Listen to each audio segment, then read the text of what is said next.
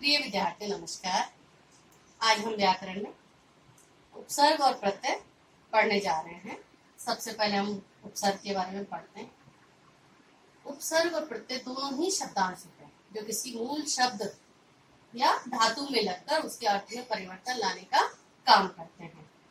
आपको पता है कि भाषा बनाने के लिए हमें सार्थक शब्दों की आवश्यकता पड़ती है और उपसर्ग और प्रत्यय के द्वारा हम और नए शब्दों का निर्माण कर पाते हैं। तो सबसे पहले उपसर्ग पढ़ते हैं कि वे शब्दांश किसी मूल शब्द के आगे जुड़कर उसके अर्थ में परिवर्तन ला देते हैं, उन्हें हम उपसर्ग कहते हैं। यानी उपसर्ग वे शब्दांश होते हैं जो किसी भी मूल शब्द या सार्थक शब्द के आगे लगते हैं और उसके अर्थ में परिवर्तन ला देते हैं। जैसे यहाँ पर पुत्र है, पुत्र के आगे हमने कु लगा दिया तो कुपुत्र बन गया। इस तरह से इसके अर्थ में परिवर्तन आ गया, कुपुत्र यानी बुरा बेटा। अब हम भेद पर आते हैं कि इसके तीन भेद होते हैं। पहला है तत्सम, यानी कि जिसमें संस्कृत के उपसर्ग हो। दूसरा है हिंदी के उपसर्ग और तीसरा है उर्दू के उपसर्ग। अब देखो, नाम के अनुसार ही हमें पता चल जाता है वे शब्दांश जो कि संस्कृत के होते हैं और किसी मूल शब्द या सार्थक शब्द में लगकर उसके अर्थ में परिवर्तन ला देते हैं।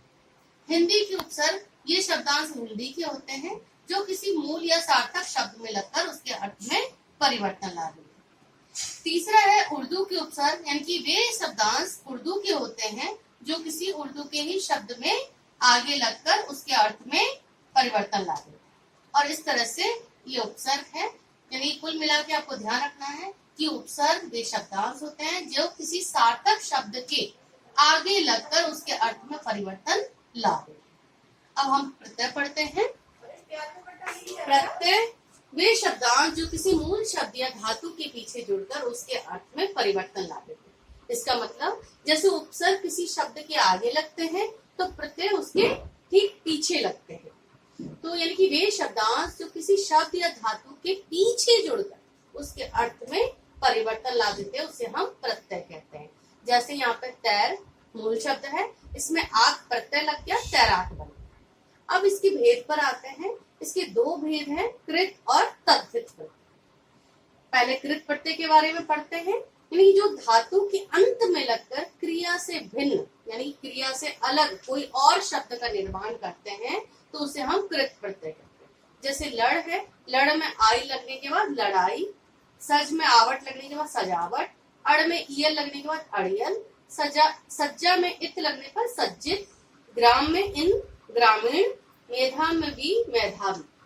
अब ऐसे ही तद्धित प्रत्यय होते हैं। बस इतना ध्यान रखना है इसमें कि ये शब्द संज्ञा, सर्वनाम और विशेषण के अंत में लगते हैं, जिसे हम तद्धित प्रत्यय कहते हैं।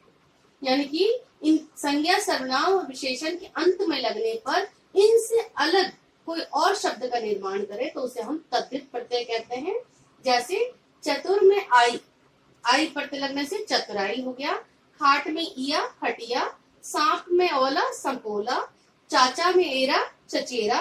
देवर में आनी लग के देवरानी। इस प्रकार से आपने देखा कि उपसर्ग के तीन भेद थे, तत्सम हिंदी के उपसर्ग, उर्दू के उपसर्ग, और इसमें प्रत्यय में कृत और तद्धित दो प्रकार के प्रत्यय लगकर जो है नए शब्द का निर्माण किया जाता है। और इस प्रकार से उपसर्ग और प्रत्यय आपके दो ये विषय संपूर्ण हुए। धन्यवाद।